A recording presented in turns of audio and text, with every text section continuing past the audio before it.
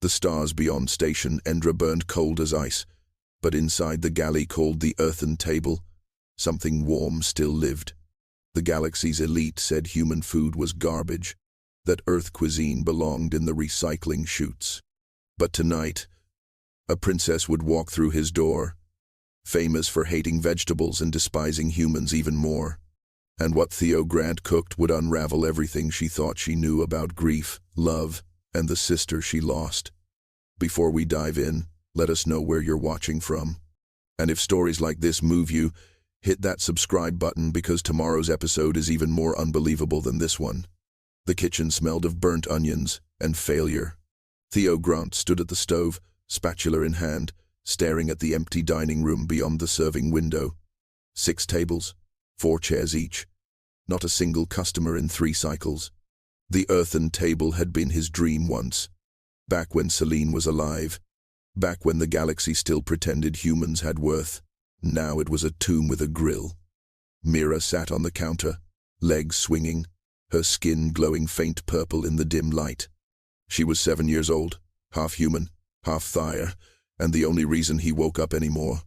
Her eyes, violet like her mother's, watched him with the patience only children possess when they know their parent is breaking but don't yet have words for it. "Papa." "The oil's smoking," she said softly. Theo blinked.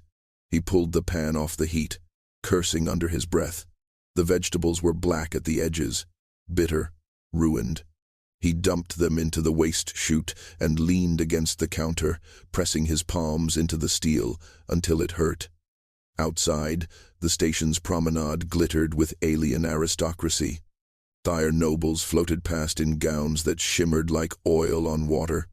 Kryn diplomats clicked by on segmented legs, their laughter sharp as breaking glass. They didn't eat at human establishments. They didn't acknowledge human establishments. Theo had opened the earthen table because Celine believed in it. Believed Earth's food could speak across species if given the chance. She'd been wrong, or the galaxy had changed, or maybe it had always been this way, and love had just blinded them both. A shadow filled the doorway. Magistrate Dren, food critic for the Galactic Culinary Council, stepped inside without knocking. His carapace gleamed black and green, segmented armor that clicked with each movement. His compound eyes swept the empty room, mandibles twitching in what might have been amusement. Still open, human. Dren's voice sounded like gravel scraped over glass. Theo straightened. Still cooking. A waste of resources. Dren tapped a claw against the doorframe. The council convenes in 2 cycles. Your license expires then. Unless, of course, you can prove your cuisine has value. He said the last word like it tasted rotten. But we both know that's impossible. Mira's glow dimmed. Theo stepped between her and the magistrate. "We'll be ready," Theo said. Dren laughed, a sound like shattering pottery, and left. The kitchen fell silent, except for the hum of refrigeration units. Theo turned to his daughter, forcing a smile. "Want to help me prep for tomorrow?" Mira nodded, her glow brightening just slightly. Outside, the stars burned cold and distant. Inside, a father tried to believe. Princess Elara Thyre arrived like a storm dressed in silk. Her entourage filled the promenade, guards in crystalline armor, attendants carrying hover platforms loaded with trunks and cases. She moved through the station as if it owed her air, her gown shifting colors with each step, violet to silver to deepest blue. Her skin, pale as moonlight, held the luminescence all Thyres possessed, but hers burned brighter, colder, like frost-given form. The crowd parted. Vendors closed their stalls. Even Magistrate Dren bowed so low his carapace scraped the floor. Theo watched from his kitchen window. Mira tucked behind him. He'd heard stories about Princess Elara, the girl who refused every vegetable, who'd once thrown a plate of greens at a servant's face, the woman who'd called humans kitchen vermin in a broadcast heard across 9 systems. Celine's sister, the Aunt Mira, would never know. "Is that Mama's family?" Mira whispered. "Yes," Theo said, and the word tasted like ash. The princess stopped, Her violet eyes scanned the promenade, pausing on each establishment. Her lip curled when she saw the earthen table's sign, hand-painted letters, spelling out hope in a language most here couldn't read. She said something to Dren. The magistrate gestured toward Theo's restaurant. The princess laughed, a sound like crystal shattering on marble. They came. Theo had 30 seconds. He wiped his hands on his apron, checked Mira's position behind the counter, and stepped into the dining room just as the door chimed. Princess Elara entered as if claiming territory. Her guards remained outside, but Dren followed, mandibles clicking, in rhythm with his steps. The princess surveyed the room with the interest one gives to a particularly dull insect. "This is the human establishment." Her voice carried the accent of old Thaya, melodic and sharp. "The earthen table, Your Highness," Theo said. "How quaint." She touched a table with one finger, examining it for dust. "I'm told you serve earth cuisine." "I do." "How unfortunate for your customers. If you had any." She smiled, and it was her sister's smile twisted into cruelty. "Tell me, human, do you know why I'm inspecting this sector?" "Diplomatic review." "Partially." She circled the room like a predator. "I'm also cataloging which establishments deserve to remain, which contribute to galactic culture." She paused at the kitchen window, peering in. "And which are simply taking up space." Mira's glow flickered in the shadows. The princess's eyes narrowed. "You have a child in your kitchen. How unhygienic." "She's my daughter. Half-breed," Dren added helpfully. The princess's expression didn't change, but something behind her eyes went very still. She turned away from the window. "I've heard humans believe their food has value," she said. "That your primitive preparations hold some rustic charm." She faced him fully now. "I find that laughable. Your species boils vegetables until they weep. You massacre flavor with heat and call it cooking. Your Highness, I hate vegetables," she continued, her voice dropping to something quiet and dangerous. "Every texture, every bitter leaf, every attempt to make them palatable, they disgust me." Theo met her gaze. Behind the cruelty, he saw something else. Something that looked like grief wearing armor. "Then why come here?" he asked. Princess Elara smiled again, and this time it reached her eyes like poison reaching a wound. "To watch you fail." The princess's words hung in the air like smoke. Theo felt Mira's small hand grip his pant leg from behind the counter. He wanted to tell Elara to leave, to take her cruelty and her entourage back to whatever palace she ruled from. But he couldn't. The restaurant was dying. Mira needed stability. He needed this. "I understand, Your Highness," Theo said quietly. "Do you?" Elara's eyes glittered. "I don't think you do. You see, I have a particular talent for identifying waste. And this," she gestured at the empty tables, the worn chairs, the hand-painted sign, "is waste." Dren chittered approvingly. "The council agrees. Human cuisine has no place among civilized species." "Papa cooks good," Mira said. The words came small and defiant. Theo's heart stopped. Mira stepped from behind the counter, her violet eyes fixed on the princess. Her skin glowed brighter now, pulsing with emotion she couldn't yet control. "What did you say?" Elara turned slowly. "My papa cooks good food. You're being mean." The princess stared at the child. Something flickered across her face, too quick to name. Then it vanished, replaced by ice. "Your father," Elara said, "cooks garbage. And you, little half-breed, should learn your place before you speak to royalty." "Mira, go to the back," Theo said. "No." Mira's glow intensified. "Mama said her food made people happy. She said cooking was love. You're Mama's sister. Why are you so mean?" Silence fell like a guillotine blade. Elara's face went pale as death. Her hands, elegant and cruel, curled into fists.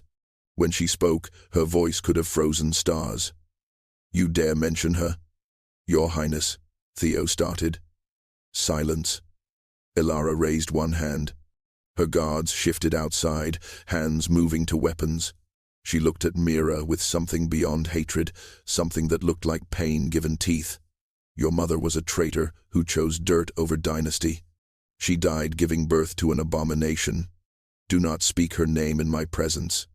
Mira's eyes filled with tears that glowed faintly purple. Theo stepped forward, placing himself between them. That's enough. Is it? Elara's smile returned, sharp as broken glass. Very well.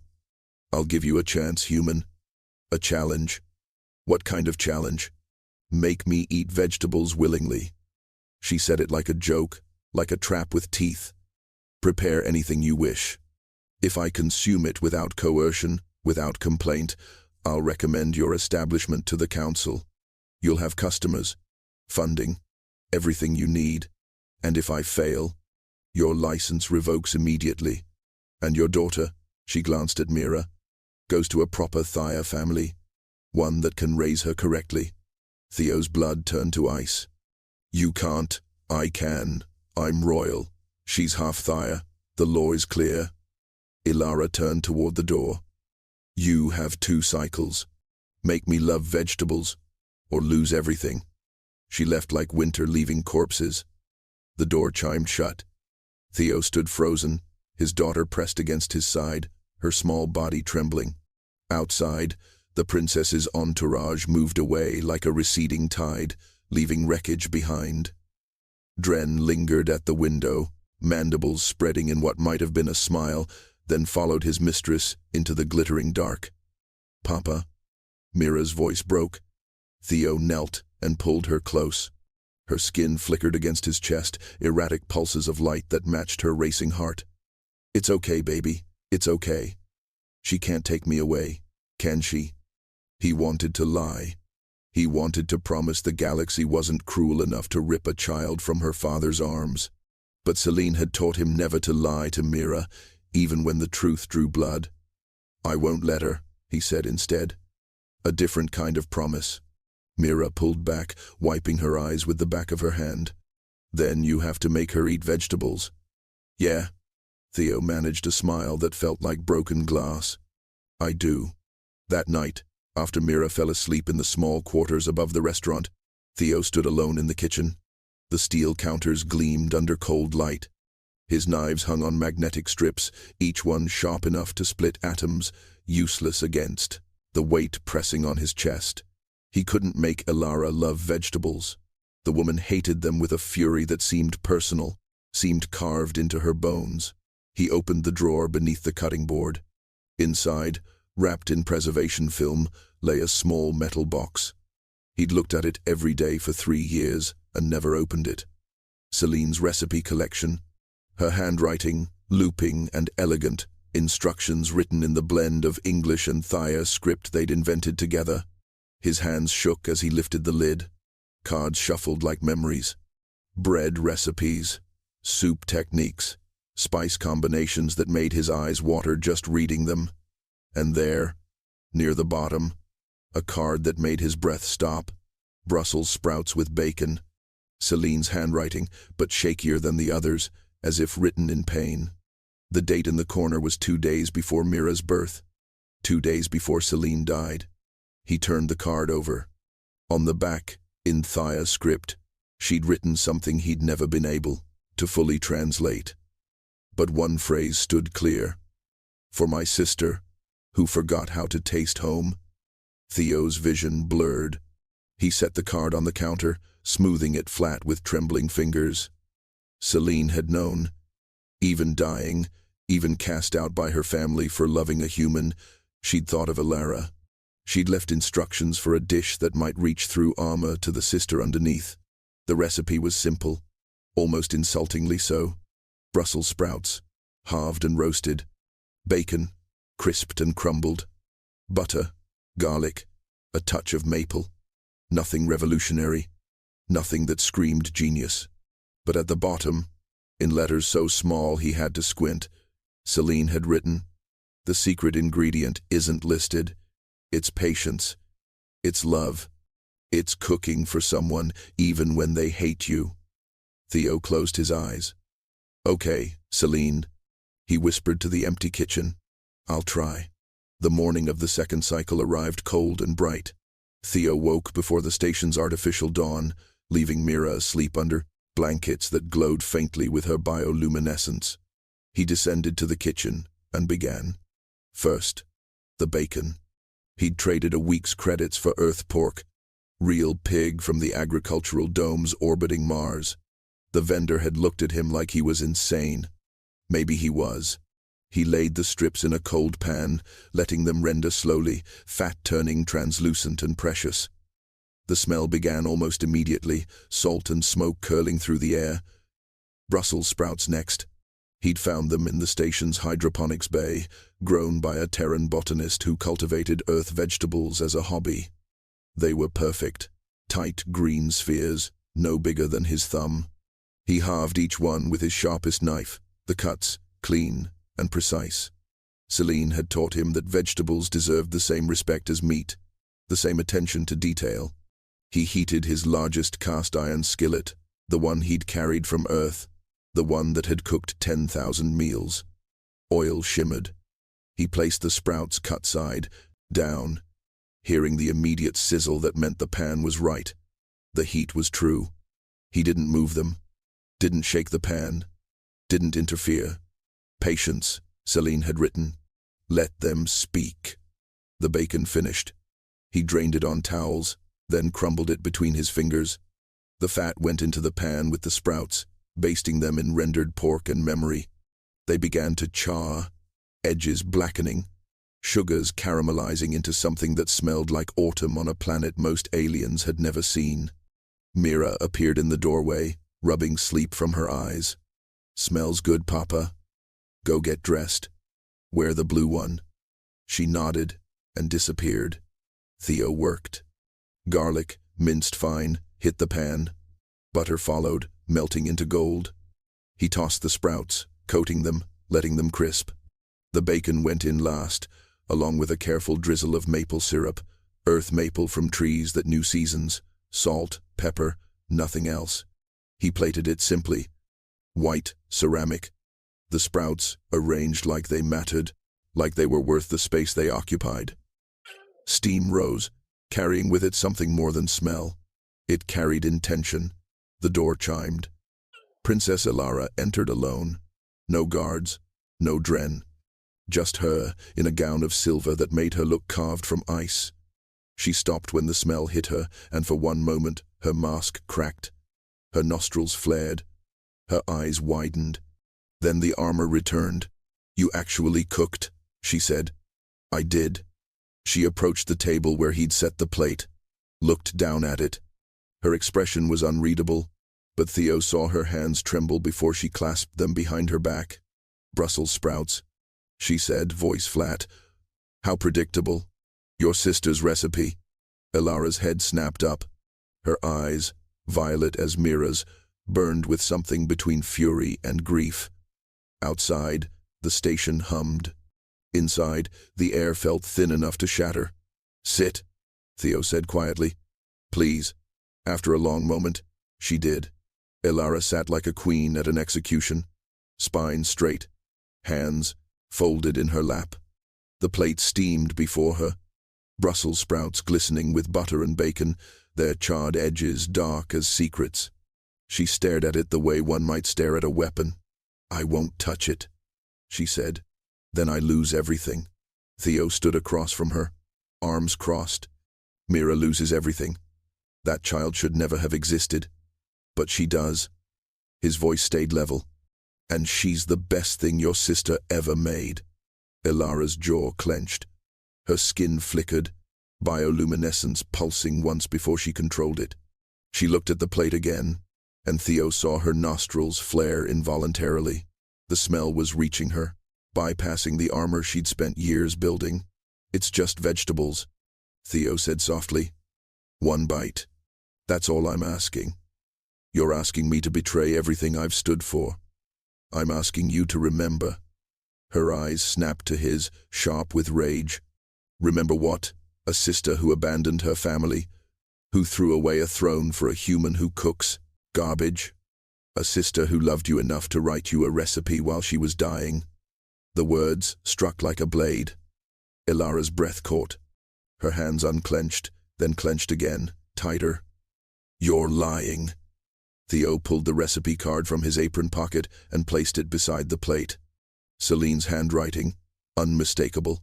The Thyre script looping across the back.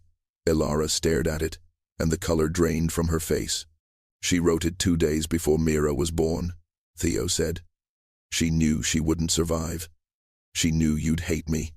She wrote it anyway." Elara's hand moved toward the card, then stopped. "What does it say?" "For my sister, who forgot how to taste home." Silence fell like snow.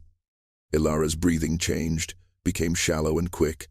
Her luminescence flickered again, erratic patterns across her skin that she couldn't control. She looked at the sprouts, at the card, at Theo. "I can't," she whispered. "Yes, you can." Her hand shook as she reached for the fork, lifted it, hesitated. Theo saw the war behind her eyes, pride against grief, anger against love. The fork moved toward the plate, pierced a sprout, lifted. She brought it to her lips and stopped, the fork trembling in the air between intention and surrender. Then, as if stepping off a cliff, she opened her mouth and ate. The taste hit her immediately. Her eyes widened. The fork clattered to the plate as both hands flew to her mouth. A sound escaped her throat, something between a gasp and a sob. Tears spilled down her cheeks, glowing faintly purple in the kitchen's light. "No," she breathed. "No, no, no." But she was reaching for another bite even as she cried, even as her carefully constructed walls crumbled into ash. She tasted it again, and she remembered everything. Elara ate 3 more bites before she collapsed forward, elbows on the table, face in her hands. Her shoulders shook with sobs that had been trapped for years, each one tearing free like something with claws. Theo stood still, unsure whether to comfort or retreat. He chose neither, simply waited. "She made this for me," Elara said through her fingers. "When we were children, before the court, before everything." Theo pulled out a chair and sat across from her. "Tell me." "Our mother forbade vegetables at royal meals. Said they were peasant food, beneath our station." Elara's hands dropped, revealing a face stripped of its armor. But Celine would sneak into the kitchens at night. She'd steal Brussels sprouts and cook them over heat stones, adding whatever she could find. Bacon from the guards' rations, butter from the dairy. She laughed, but it sounded like breaking. We'd eat them on the tower roof, watching the moons rise. She'd make me try them, even though I hated vegetables. Said they tasted like defiance. Elara touched the fork again, not lifting it, just touching. "I haven't eaten a vegetable since she left." "Why?" "Because every time I saw one, I saw her, leaving, choosing you over everything we were." Her voice cracked. "Choosing death over coming home." Theo leaned forward. "She didn't choose death. She chose love. There's a difference." "Is there?" Elara's eyes met his, raw with pain. She knew what bearing a half-human child would do to her body. The physicians warned her. Our mother begged her to terminate, but she refused. Her hands curled into fists. She chose that baby over her own life, over me. "She chose both," Theo said quietly. "She loved Mira and she loved you. That's why she wrote the recipe." Elara shook her head. "I couldn't forgive her. When word came that she died, I felt nothing. I made myself feel nothing." She looked at the sprouts again. "I hated vegetables because they reminded me I'd lost her. Hated humans because one of them took her away. And I hated myself because I never said goodbye." The confession hung in the air like smoke. Mira appeared at the kitchen entrance, still in her night clothes, eyes wide. She'd been listening. Elara saw her and froze. "You look like her," Elara whispered. Mira took a small step forward. "Mama said you used to paint together. She said you were the best sister anyone could have. She said that. She said you were brave and smart and that she missed you every single day." Mira's voice wavered. "She said she hoped someday you'd forgive her." Elara's face crumpled. She stood abruptly, chair scraping back, and Theo tensed, but the princess didn't leave. She knelt, slowly, until she was eye level with her niece. "I'm sorry," Elara said. "I'm so sorry." Mira stepped forward and wrapped her small arms around her aunt's neck. They stayed like that for a long moment, aunt and niece, bound by a grief neither had been allowed to speak. When they finally separated, Elara's face was wet with tears that glowed faintly in the morning light. She rose slowly, as if her bones had been rearranged into something new, something unfamiliar. "May I see the recipe?" Elara asked. Theo handed her the card. She held it like it might dissolve, fingers trembling as they traced Celine's handwriting. Her lips moved silently, reading the Thayer script on the back. When she reached the final line, she stopped.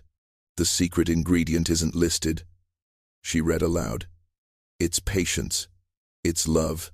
It's cooking for someone even when they hate you." She looked up at Theo. "She knew I hated her. She knew you were hurt. It's the same thing." "No," Theo said. "It's not." Elara turned the card over, studying the recipe's simple instructions. Brussels sprouts, bacon, butter, garlic, maple. Nothing extraordinary. Nothing that explained why her walls had crumbled with a single bite. "How did you know this would work?" she asked. "I didn't." Theo leaned against the counter. "I just knew it was what she wanted me to try." "You trusted her, even 3 years after her death." "I trust her every day. It's how I raise Mira." Elara's gaze drifted to her niece, who stood watching with eyes too old for 7 years. "I came here to destroy you, to take her away, because seeing her hurt too much." She closed her eyes. "I'm a monster. You're grieving," Theo said. "There's a difference." "Is there?" Mira crossed to her aunt and took her hand. "Mama used to say that cooking was how you loved people when words weren't enough. She said every meal was a conversation." Elara knelt again. "What would she say to me now? If she could, she'd say she forgives you," Mira said simply. "And that Brussels sprouts taste better when you share them." A laugh bubbled out of Elara, wet and surprised. She looked at the half-eaten plate on the table, then at Theo. "May I have another serving?" "Of course." As Theo prepared a second plate, Elara sat at the table with Mira beside her. They talked quietly, the princess asking about school, about friends, about what Celine had been like as a mother. Mira answered with the openness children possess before the world teaches them to hide. Theo plated the sprouts and set them down. This time, Elara ate, without hesitation. Each bite seemed to lighten something in her face, as if the weight she'd carried was dissolving with every taste of home. "It's not just the recipe," Elara said finally. "It's that you made it. For me.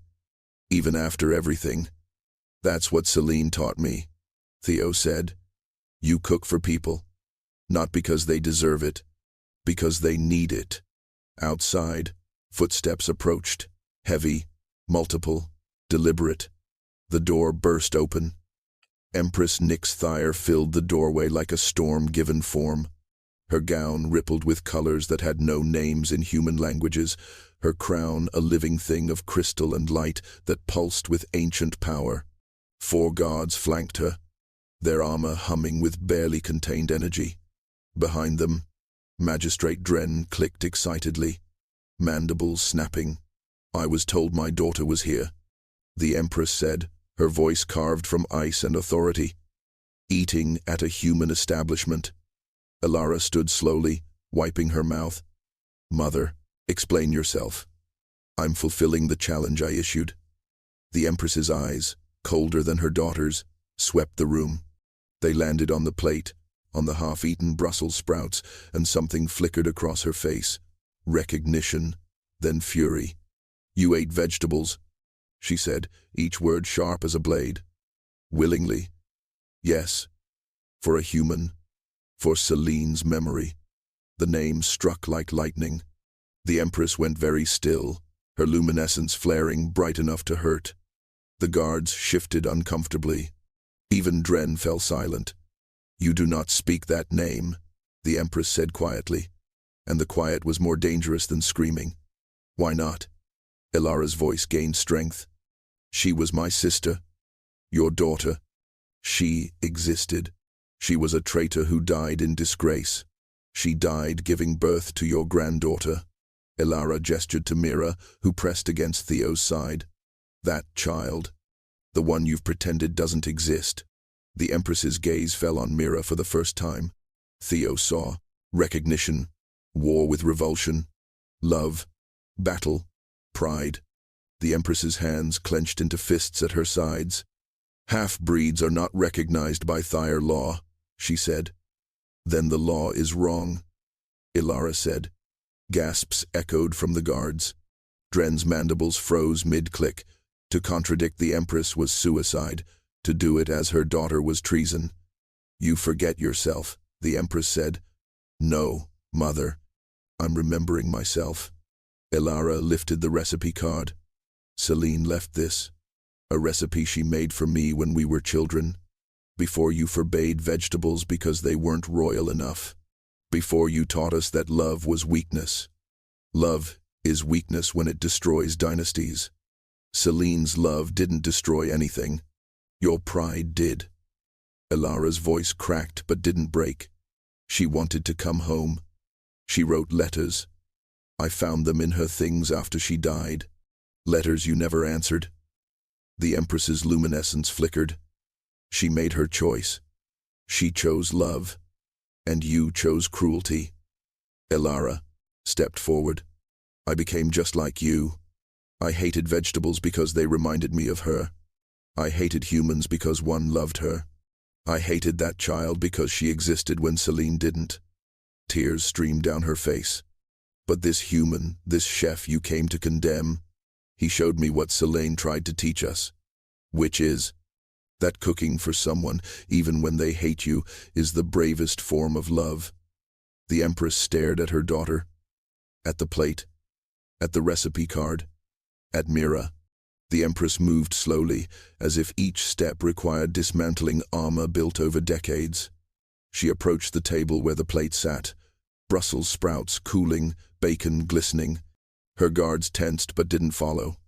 She stood over the simple dish, and for the first time since entering, she looked uncertain. Celine made these, she said. Not a question. A memory surfacing after years underwater. Every night we could steal away, Elara said softly, on the tower roof, under the moons. The Empress's hand trembled as it reached toward the plate, then stopped. I forbade them because she was wasting time in kitchens when she should have been studying statecraft. You forbade them because you were afraid. Of vegetables. The Empress's voice held the ghost of humor. Of anything that made us happy without your permission. Elara picked up a fork and speared a sprout. She held it out to her mother. She forgave you. Even dying, she forgave you. The recipe says so. The Empress stared at the fork, at her daughter, at the human chef who'd somehow unraveled everything with butter and patience. Her eyes moved to Mira, who watched with Celine's violet gaze, and something in the Empress's face finally, irrevocably, broke. She has her eyes, the Empress whispered. She has her heart too, Theo said quietly. She wants to cook, like her mother did.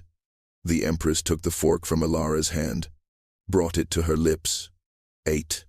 The taste moved through her like a tidal wave, and suddenly she wasn't an empress. She was a mother who'd lost a daughter and never said goodbye. Tears fell, glowing tracks down her pale face. I'm sorry, she said to no one and everyone. I'm so sorry. Mira stepped forward, small and brave.